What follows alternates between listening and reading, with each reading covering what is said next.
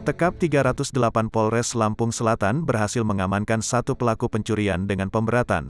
Curat, bernama Rizky Apriansyah, 23, warga Desa Kanti, Kecamatan Rajabasa, Lampung Selatan. Rizky ditangkap sebuah rawa-rawa di Kelurahan Kalianda, Lampung Selatan, pada Minggu, tanggal 6 Februari tahun 2022, sekitar pukul 18 waktu Indonesia Barat. Sementara, 3 rekan Rizky masuk daftar pencarian orang, DPO. Kasat Reskrim Polres Lampung Selatan, AKP Hendra Saputra membenarkan bahwa pihaknya telah mengamankan satu pelaku curat.